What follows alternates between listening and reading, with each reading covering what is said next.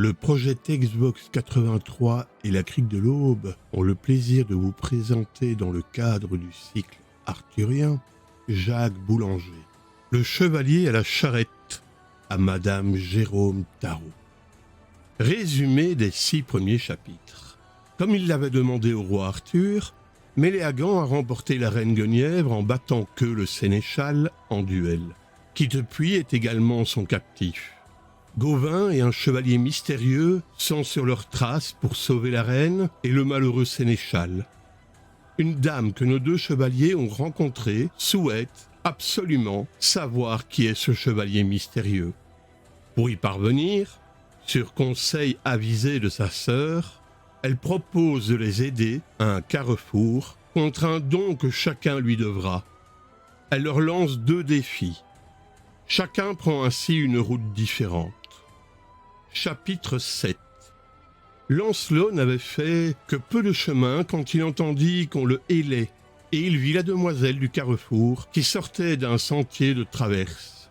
« Sire chevalier, lui dit-elle, je ne suis pas en sûreté dans ce pays où l'on me hait fort. Je vous demande de m'accompagner et de vous héberger chez moi cette nuit.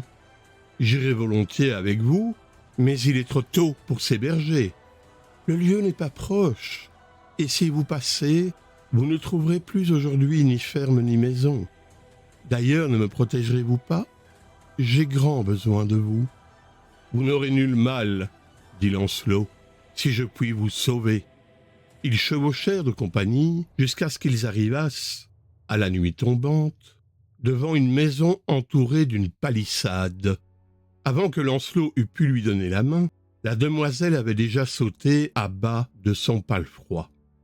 Elle le mena dans une très belle chambre où il faisait clair comme en plein jour, à cause de la grande quantité de cierges et de torches qui brûlaient.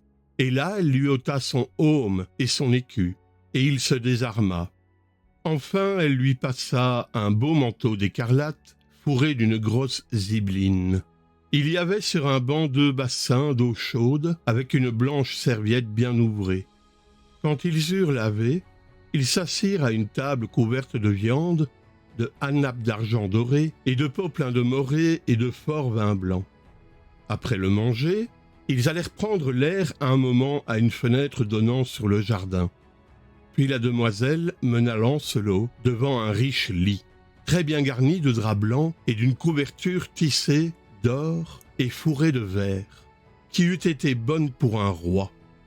Là, elle prit le chevalier par la main et, s'asseyant à côté de lui, elle lui dit « Bel hôte, vous me devez un don. Je vous demande de coucher cette nuit avec moi dans ce lit. » Ah! Quand il entendit cela, certes, Lancelot fut anxieux. Il ne savait plus que faire.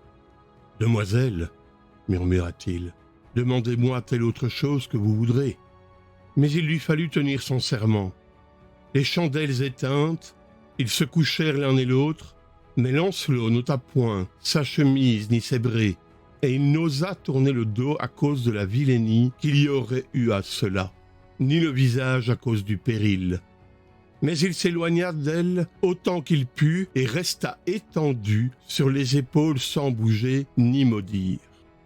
Car il n'aurait su faire beau semblant à la pucelle, n'ayant qu'un cœur et qui n'était à lui. « Quoi, sire chevalier, ne ferez-vous autre chose ?» dit-elle. « Je pense que ma compagnie ne vous réjouit guère. Suis-je donc si laide et si hideuse? Vous m'êtes laide maintenant, bien que vous m'ayez semblé belle autrefois. Si vous avez une amie, elle n'en saura rien, mais mon cœur le saura. Dieu m'aide, reprit-elle, vous m'en avez assez dit. Notre sire vous donne bon repos et la joie de ce que vous aimez. » Elle se leva et alla se coucher dans un autre lit, songeant. « Je n'ai connu nul chevalier que je prise autant que celui-ci. Son cœur est loyal comme il y parut au Val des Faux Amants. » Car elle devinait bien qui il était, mais elle voulait s'en assurer mieux encore.